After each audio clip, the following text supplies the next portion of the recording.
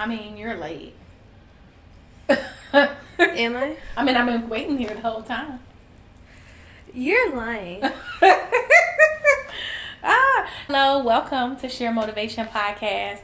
I'm excited because I have my mini me here. My little mini me here. This is my daughter, Amila. I know we look like sisters, but yeah, this is my baby.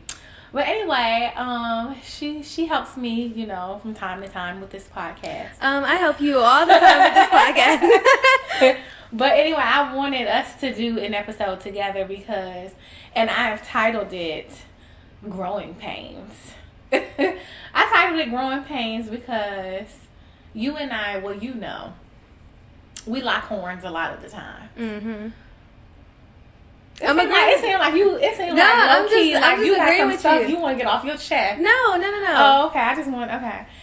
And so I wanted us to get together. I mean, we're doing better during this cycle of our life, but it took us a long time to even get here. Yeah. Where we're like, you know, like good. But anyway, I wanted to do this episode so that we could get together and just kind of iron out the growing pains and just go over just some wrinkles in the mother-daughter relationship. And I know a lot of you guys can relate because a lot of us are raising kids, you know, some of us are single parents. And so I thought that this would be very cathartic. So with that being said, first of all, I want to say I'm very proud of the young lady that you are. Oh my gosh, really? Yes. But let's back up. You know, I think I haven't never done this, and so I'm going to do it now. So, raising you was like a little bit of trial and error. Oh, yeah. Yeah, because you was the first child. So, I didn't know it all. I don't have like this little notebook that is like, okay, do this, check, do this, check, and it's going to go like this. You know, I had you when I was your age. Right. So you imagine how busy your life is now.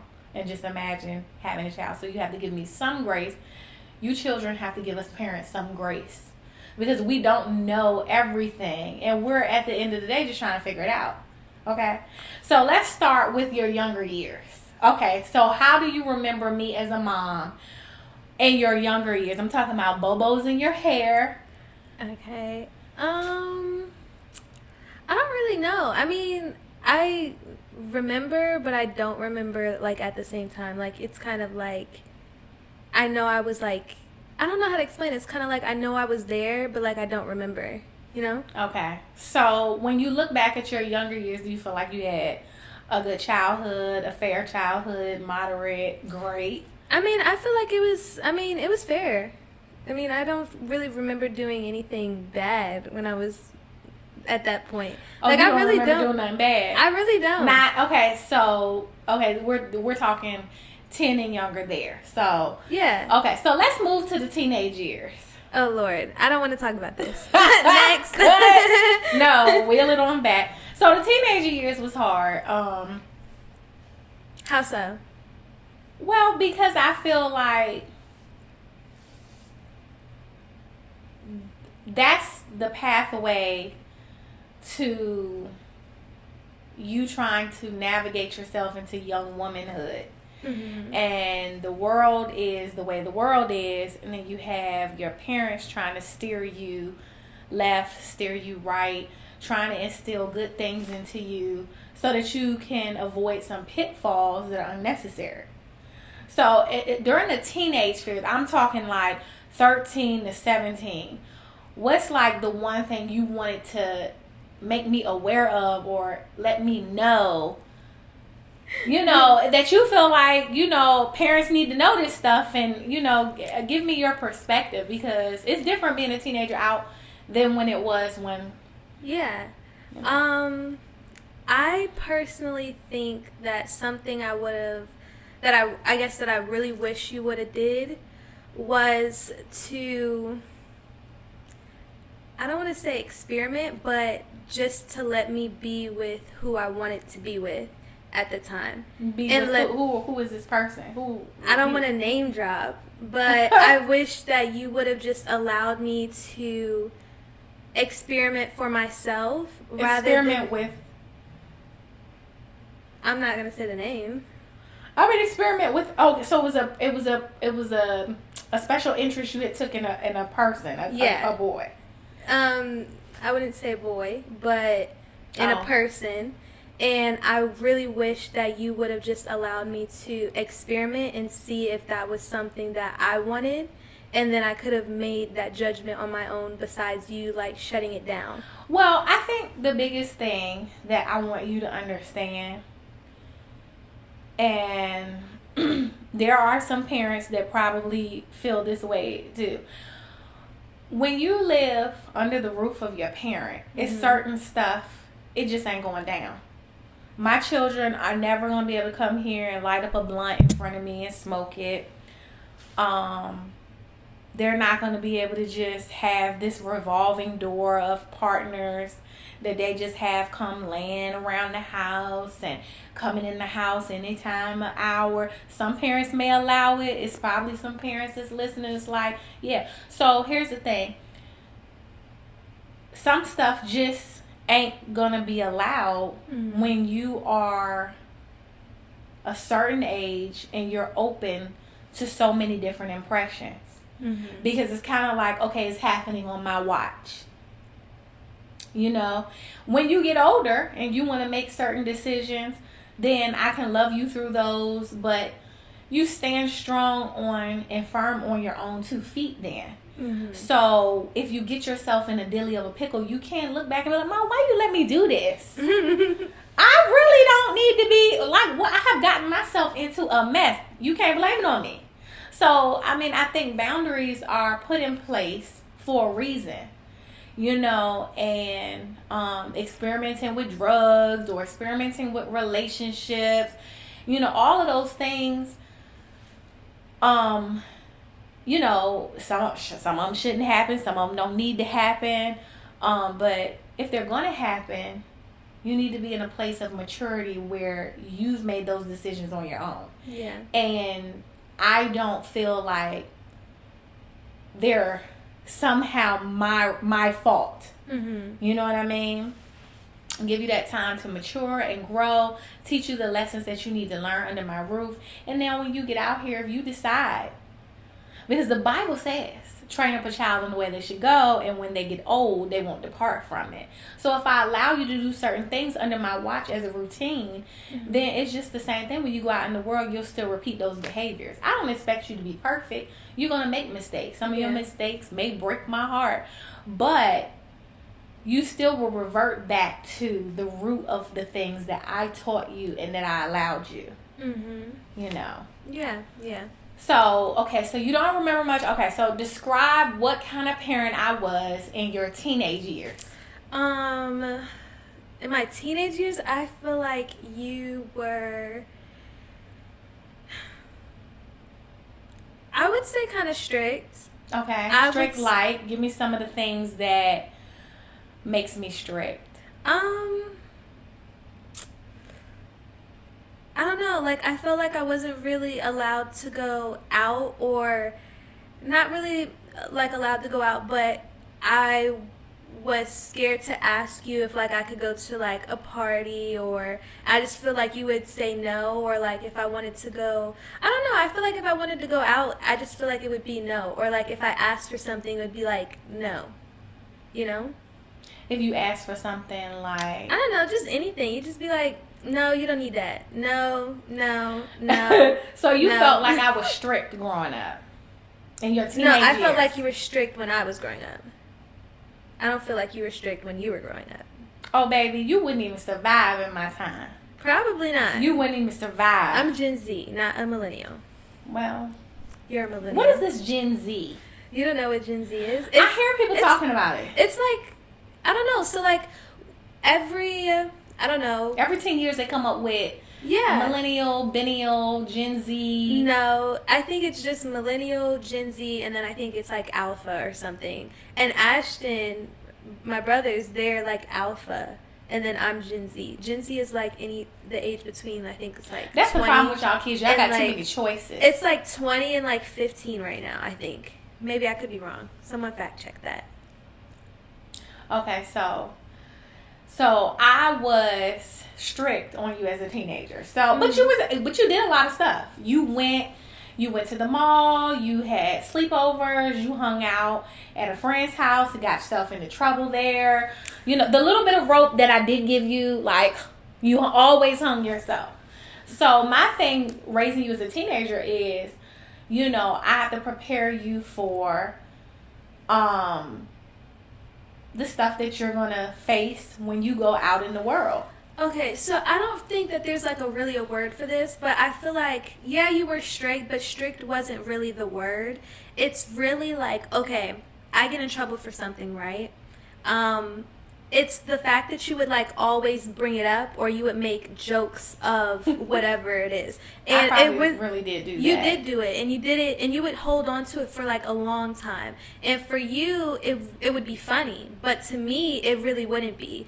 Like, I would be like, oh man, I could come to you and say, yeah, like my head hurts, like I'm so like exhausted, or like it's just a pounding headache in my head, and then I could be laying in my bed on the phone and you're like, well, that's probably why your head hurts, because you're on your phone, when the phone doesn't have anything to do with the headache. Or like I could come to you and say like, ugh, I'm feeling like pain in like my stomach or something, and he was like, yeah, all that talking you do, that's probably why you got pain in your stomach. Like you would somehow relate. So you felt like I'm going through. I was picking with you or something? I mean, I guess that would be picking, but you would like drag it on, like, and it could be like a couple weeks down the line from when it originally happened, and you would still bring it up. I don't think there's a word for that. I don't really remember doing that. I do. This is what I remember. I remember bringing stuff up like, this is what I remember, like, you know, you're at home and you don't want to clean up, you're all lazy, you know, you're messy, your room is messy or something. I'd be like, well, you had all this energy when you wanted to hang out with so-and-so and so-and-so. Your head wasn't hurting when you was out there, you know, vaping with your friends at school or after work, or, you know, like, you know, I would never forget the time. Now this is what I'm saying. I goes into this child's room, and I'm like, I open the door and I'm saying something like, yeah, did you put up the clothes? Do you know that you didn't put up the dishes? There's still dishes in the sink. She's standing there like, and for those that are listening, I'm going to describe.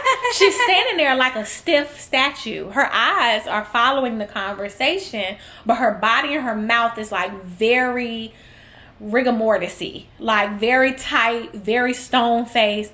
So I'm like, girl, do you hear me talking to you? Like, why you standing there looking like that?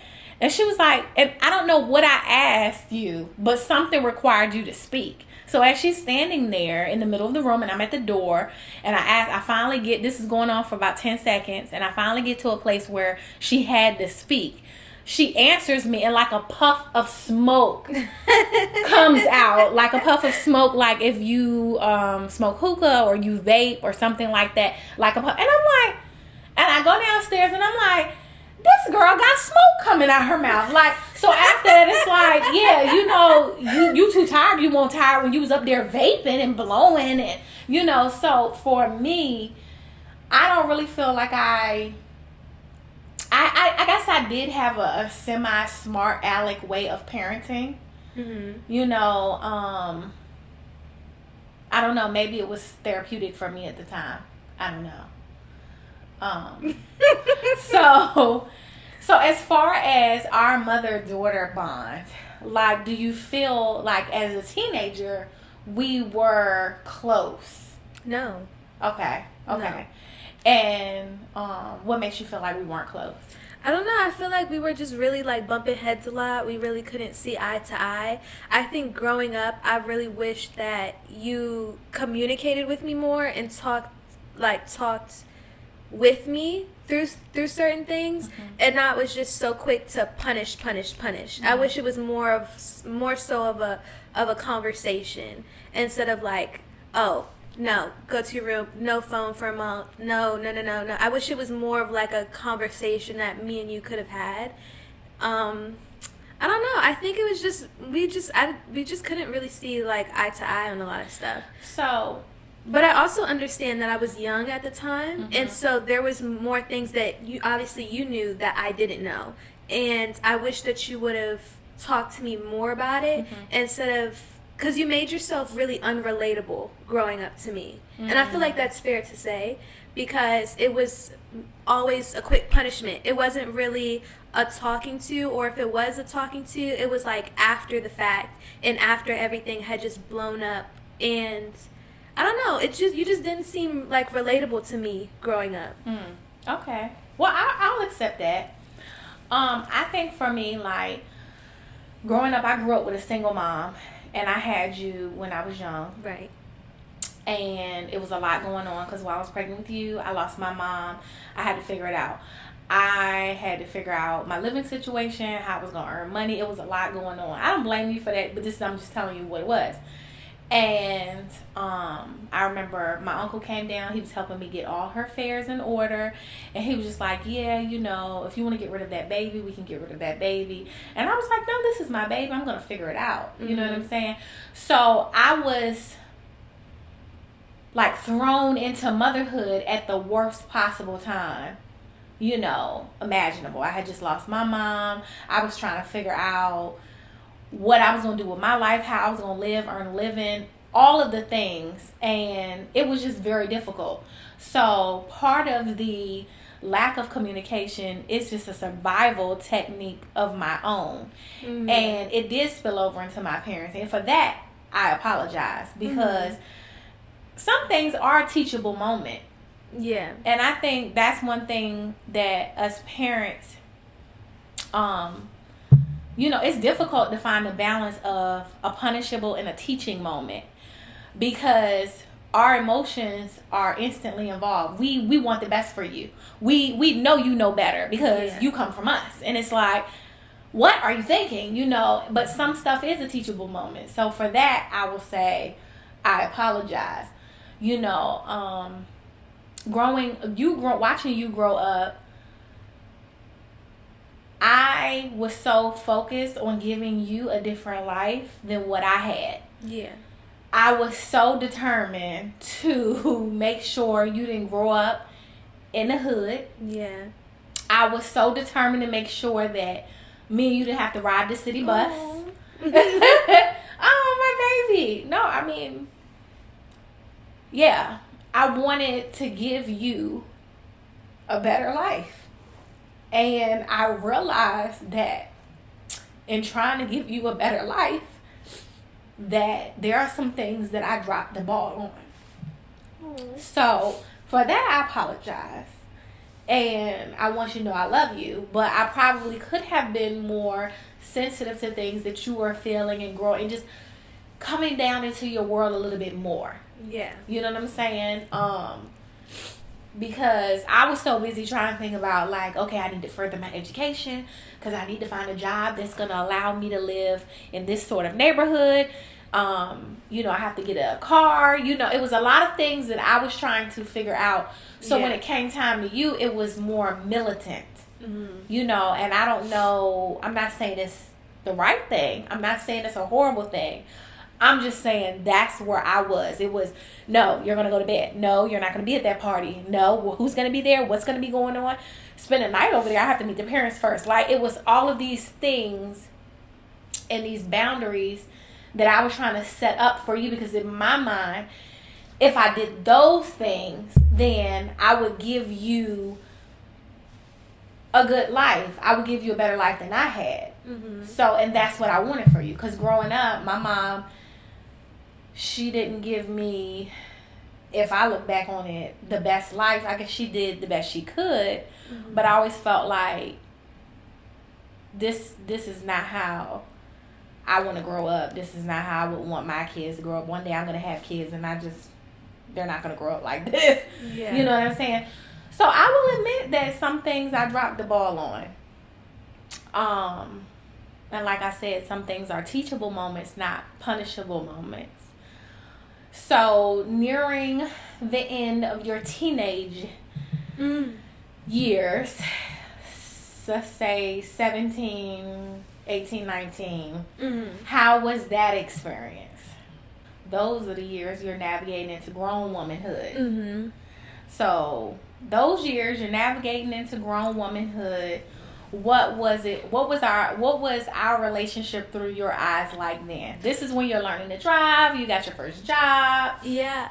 I mean, you were very helpful. Like, you were very, like, in the moment, like, with me. You did help me drive. I remember driving, and I was, like, very scared. Like, I was, like, driving on the lines. Like, it was so bad. I remember you asked me, this girl asked me to ride with her to go driving. And I remember that day, I had to make me a little drinky drink. I said, if they pull us over, I'm gonna have to have me a buzz or something. I did, and I'll never forget. I was at the light. I mean, I took a drink to like calm my nerves. I mean, it wasn't like I had the bottle or nothing, but I did have me a little drink, and I just remember.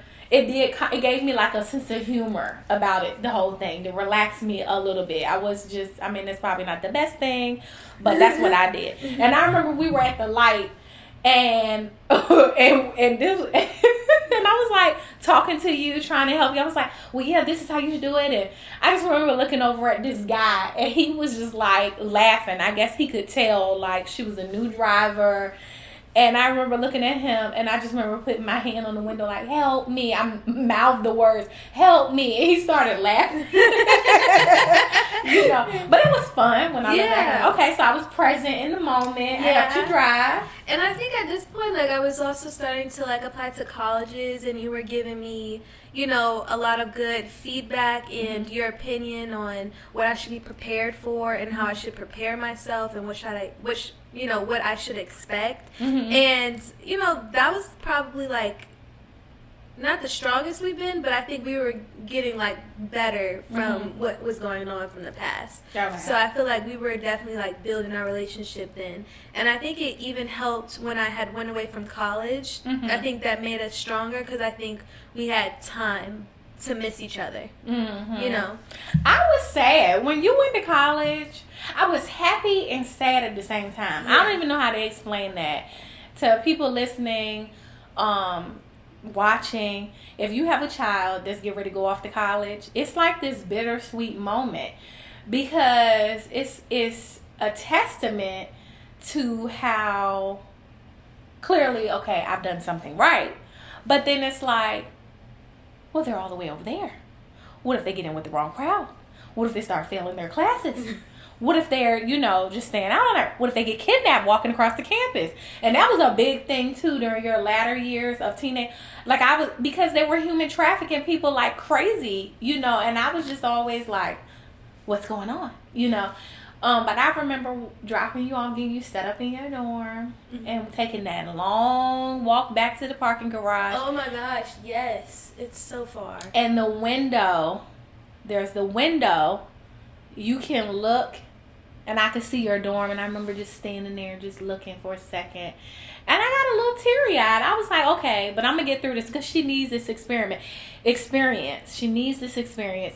But also, I couldn't help but feel like I gave her the life that I didn't get to have. Yeah. Like, I'm finally at the place where I gave her the life that I didn't get to go off to college and live in the dorm. I did go to college, but in a whole different way. But and so I was just excited about that. As scary as it was also exciting. Yeah, I don't really think I was sad until I had seen your Facebook post that you made, and I didn't get sad until I saw that, and I was like, dang, like I'm about to get teary. I was like, dang, now I'm kind of sad. Oh, yeah, because that was I sat in my car and typed that. And it was like this long. I probably can find it somewhere, but it was just just a little prayer over. Your child, they're not going to be right there. You want them to do the good things. And I was just asking God to light a fire under your feet for the things that are right. Yeah. And I knew that you're going to be at college and there's going to be situations I'm not going to be there. And we have to rely on the teachings all the way up until this point. And I was like, a big part of me was like, okay, she's gonna be good. Yeah. She's gonna be good. You have to worry about it. But there's always this small part that's like, I mean, but how do you know you're not gonna be there? Yeah. I mean, but I did pretty good in college. I mean, I didn't get into trouble.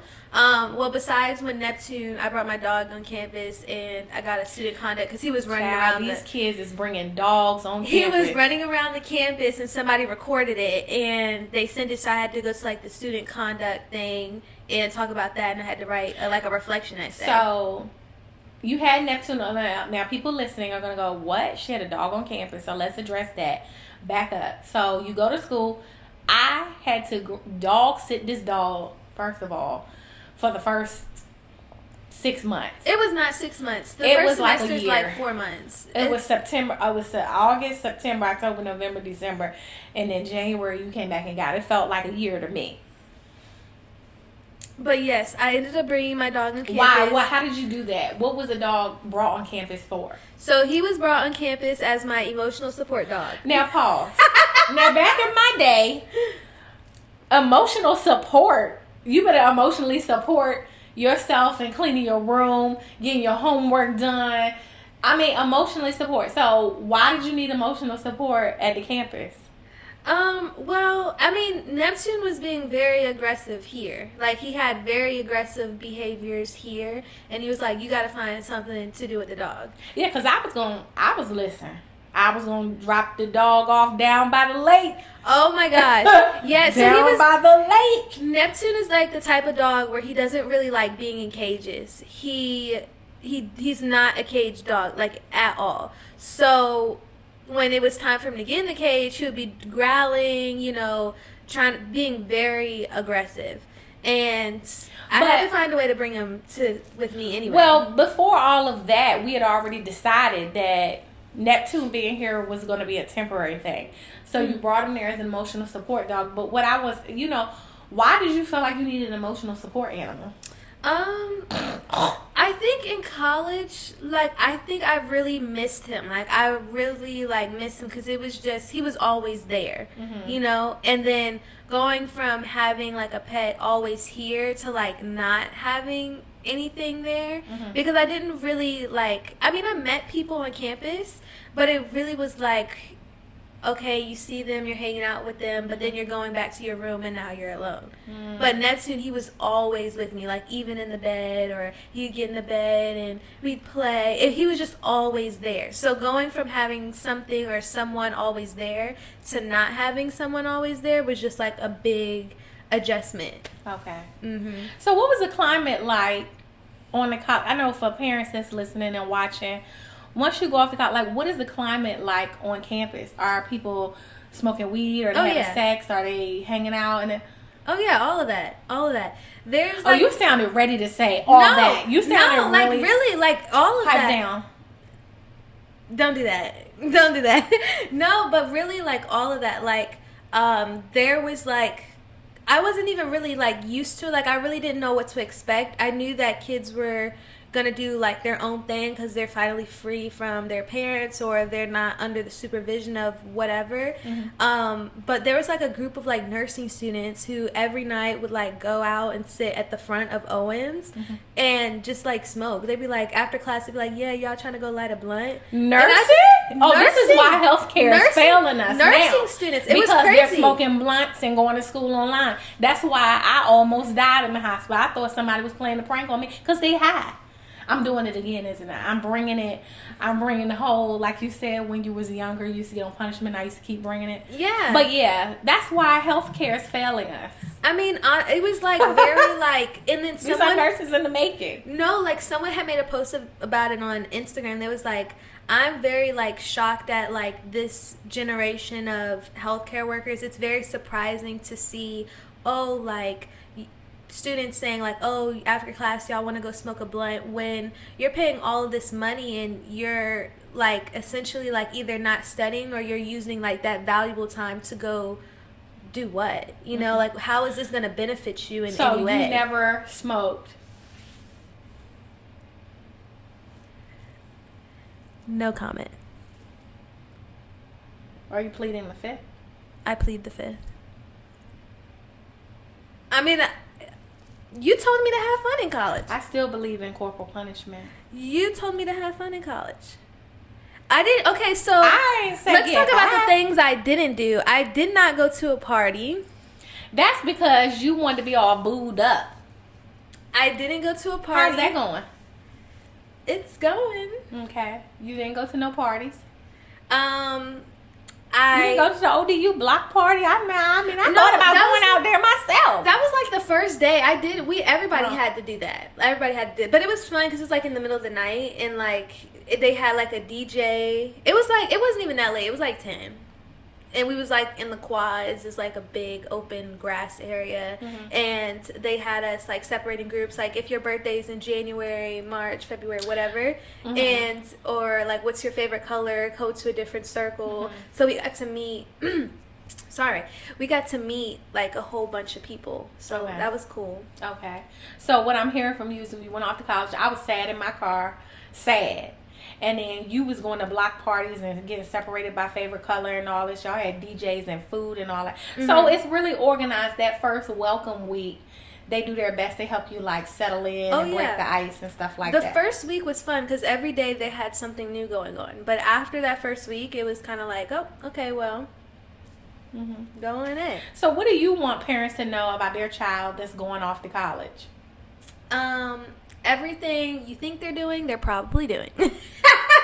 No, well, that doesn't give it. That doesn't. No, I mean, that's probably the most truthful thing you say. Everything that I said is truthful, but I feel like for parents who are concerned for their child to go to college, don't be, because I really think it's an experience that everyone or that kids need to experience because I think it's fun. Mm-hmm. I really believe that you're not really paying for the education. Like, yeah, physically you're paying for the education, but you're really paying for the experience because you can get the education other places as well. But you're really paying for the experience. And I did really have a lot of fun on college. Like, it was fun. Okay. Well, I'm glad. I'm glad.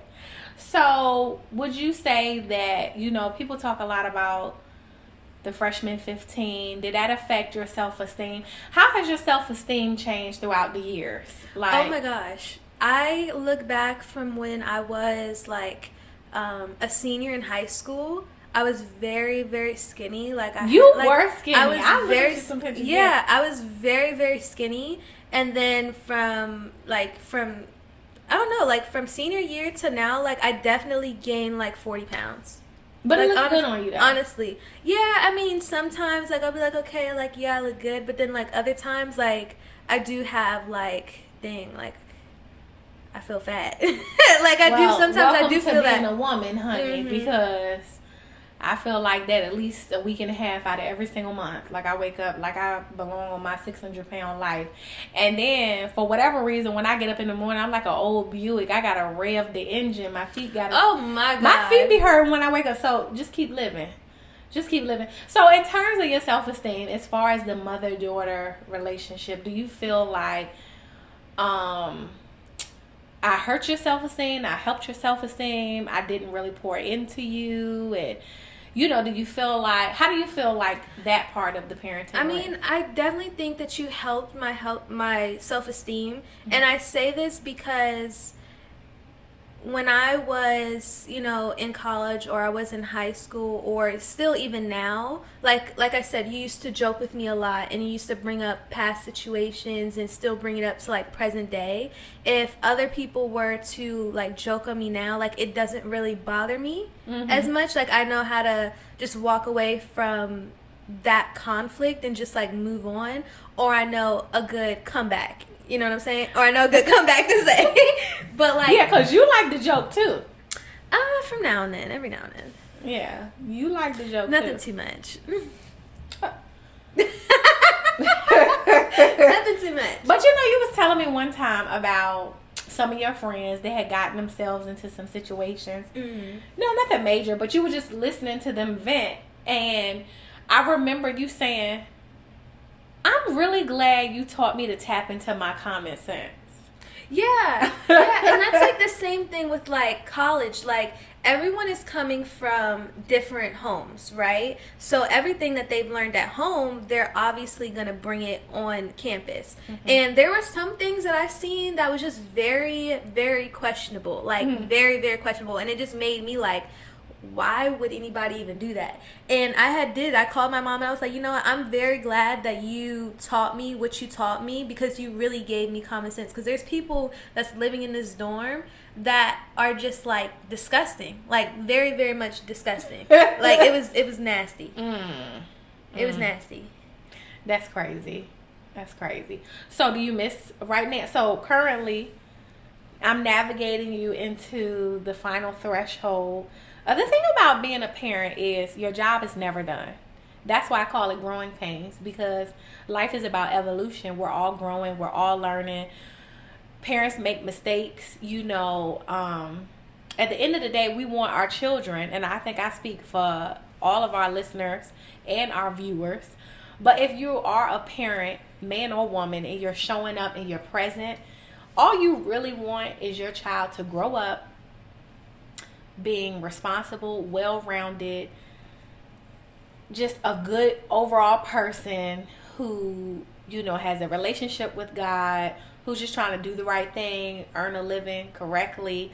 It's like all of these things that you want for your child. Right. So now we're on the phase of we're navigating into like, still in college, but we're at the halfway mark, almost third quarter, like Jordan in 92. Well, that was Jordan in fourth quarter. It don't matter. Girl, bye. Whatever quarter it was. But now you're living on your own. Mm-hmm. Got a job, driving a decent car. Did I pay the insurance on? She does. I also got you the car. She did. Like 21, you're going to be paying for your own car insurance. I don't feel like I should. I feel like you should. That's another thing. I feel like maybe I could do like start doing half, like tip me in, put me in like toe by toe, No, dive right in. No, I don't want to dive right in. No dive. No, take a deep dive. You can't just like, you have to get into it. I don't want to get into it. Yeah, it's real life, real bills. You got the car. I had to sell first of all, I gave her my old car. She did. Drove that and got into like multiple accidents. I got into 2 accidents. Thank God you're still here. Mm-hmm. And now we had to sell that car to get a different car. We did not sell that car to get a new car. We did, and we'll leave it there. We're not gonna put that on there. We had to sell that car and got a new car. Nonetheless, you're driving a different car, and it's a little bit nicer. I rode in it today for the first time because she'll never pick me up. Oh my God! Like I want to love you. What? I want to take a ride with you. I got the car in January. Right? Yeah, in January. So, and it's March. This is my first time ever being in the car. We never made plans to like go out or anywhere where I was supposed to pick you up or anything. I haven't even been in your BMW. In your new car. Let's talk about that. People. It ain't no new car. It ain't mine. She lying. Let's talk about your new car. Okay, so let's talk about corporal punishment. Oh my gosh. Me and you have talked multiple times about corporal punishment. Have we? Yeah, and growing up, I used to whoop that butt. Oh my gosh. Sometimes you needed to have a whooping. Sometimes you won't listen. You was very hard-headed. No comment. So, I know the Bible also says, spare the rod and spoil the child. That's every parent's favorite line when they want to justify what they're doing. Well. So, you don't feel that when you have children of your own that you'll use the belt or corporal punishment? I don't think so, no. I don't think I would do that. Okay. I think that there's multiple different ways to parent. Mm-hmm. And I don't think that that's the wrong way to parent. But growing up on that, I don't think I would do it. I mean, you don't really do that to Ashton or Nolan anymore.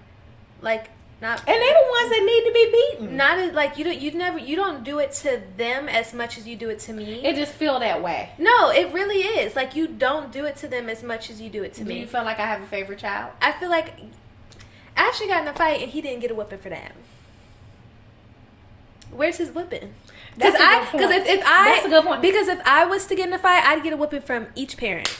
No, actually, you did get into a fight when you were in high school, and you did not get a whooping. I did not get in a fight in high school. I got in a fight in middle school. Well, but you didn't get a whooping. Well, that's because one of them, they jumped me. Like, I got jumped. Like. Okay. We won't talk about that. But like, that's true.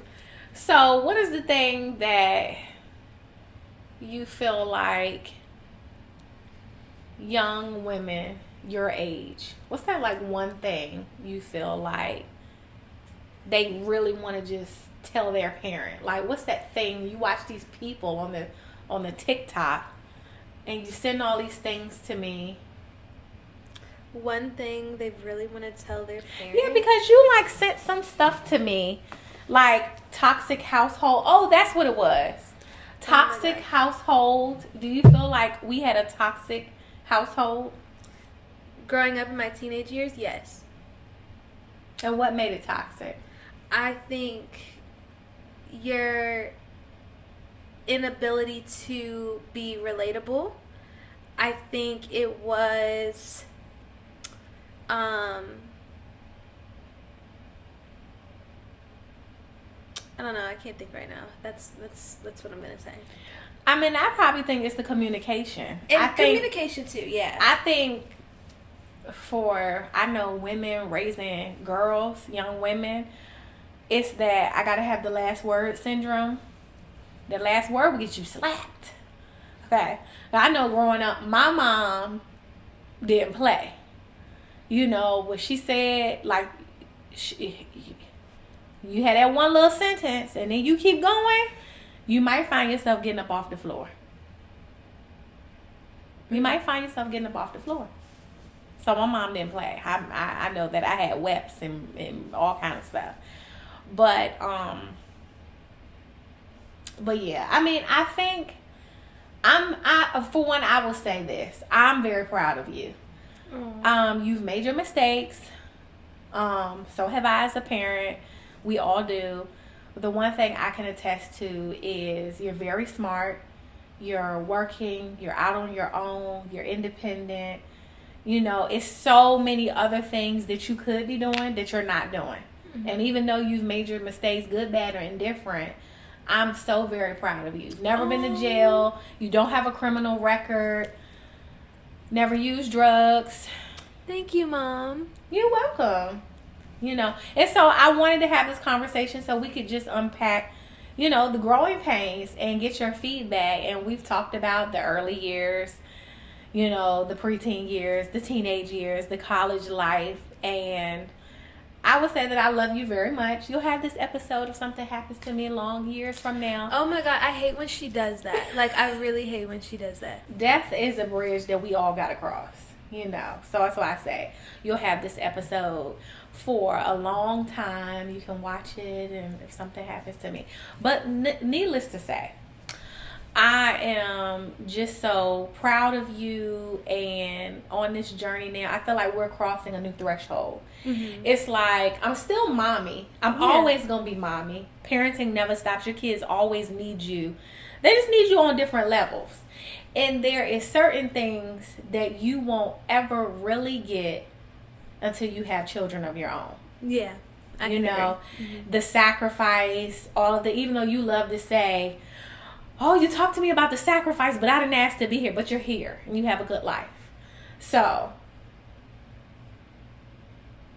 Oh, you wanted me to say something right then? I was in there because I was going to use the corporal punishment that we talked about. But no, I feel like we're opening a new journey, because you look over at these babies that are yours, and all of a sudden they morph into these little people that are like also your friend. You know, and so I'll call you, what are you doing? Oh, what did you eat? What are you cooking? Mom, you know, and all that stuff you do. But it's like you're blossoming into an adult. And I'm excited to see what's in store for you. Yeah. I'm excited to see you finish up college, start your nursing career, you know, and just helping you navigate that space. And being still your mom, but also I can add the friend dimension. Because when you're a teenager, I can't be your friend. You know, it's I am mother, I am law. Oh my God. That was my favorite statement. I am mother, I am law. But now I get to watch you just blossom into this little butterfly. Yeah, and like reflecting back on it, like I had told you before, like you weren't the mother that I wanted, but you are the mother that I needed. Like, and I can truly say, like, yeah, I mean, you weren't the mother that I wanted, but growing up, you have taught me so much. Like, I wouldn't be able to learn what I've learned from any other mother if I would have had a different mother, you know? So you're very much one of a kind. High five. That was a good one, right? I'm still trying to figure out where to put that. Oh my gosh. You mean you weren't the mother that I wanted? I mean, because every teenager is going to feel like they had another parent. Like, oh, like my parent doesn't understand me. They don't know where I'm coming from. Like, I wish I had a different parent. Every teenager is going to feel like that. So but once go in your room and be like, man, she getting on my nerves. Of course. Yeah. Every teenager feels like that. Every teenager feels like, dang, like I wish I had a different parent sometimes. But growing up, once you get through those, you know, those hurdles and those bumps in the road, you'll grow up and you're like, well, dang, like I'm glad that I had the parent that I did, because without them, I wouldn't have known how to handle certain things, or I wouldn't have known how to adapt to certain things, or there's just things that I wouldn't have understand if I didn't go through what I went through with my parents. Yeah. Yeah, and I mean, like I said, there's no fact handbook other than the Bible that comes with exactly, you know, but this world is just so different. And for me, part of the reason I was so militant is because I knew I had to instill certain things in you. Because when you got out in this world would chew you up and spit you out. I knew that was coming. You knew that was coming. I knew you was going to say because that. Because I used to say that. And it's true. It's true. The world would chew you up and spit you out and not even look twice. You know, and not even care. So it was a lot of things that I felt like I needed to prepare you for and get in front of, you know, to help you. Even though some of the very things I tried to get in front of, you didn't listen. And then you come back, you know, limping like a little wounded dog. And, you know, I got to help you through it. But that's okay, because I'm going to love you through it. But I'm just saying, so yeah, I'm just happy and proud about who you are. I'm excited to see what's in store. And I really appreciate you coming on here and doing this episode for me. I hope that there's a mother-daughter duo out there that's listening, or, you know, just, I hope that it's helpful, the feedback that you've given me about my parenting, and just to be in this space where I can hear your feedback and not feel away like when you said I'm not the parent that you wanted. And I just want to say, like, this is huge for her. This is huge. I mean, I feel like you could have packaged that up a little bit different. But needless to say, that's your feeling and your testimony. So I'm going to allow you to have your testimony. But I appreciate you for coming on here and doing this with me. And hopefully for people that are watching, this motivates you to have those conversations with your children. Some of the feedback you're going to love, some of it not so much. But nonetheless, it does create the footprint to have a discussion. And when you have a discussion, there's always room for growth. Thank you so much for watching. Come back next week for a brand new episode of Sheer Motivation Podcast. Before you leave, make sure you hit that like and subscribe button. Tell a friend and share if you care. And don't forget to catch us on Spotify, Apple Podcasts, and iHeartRadio. See you next week. Bye, guys.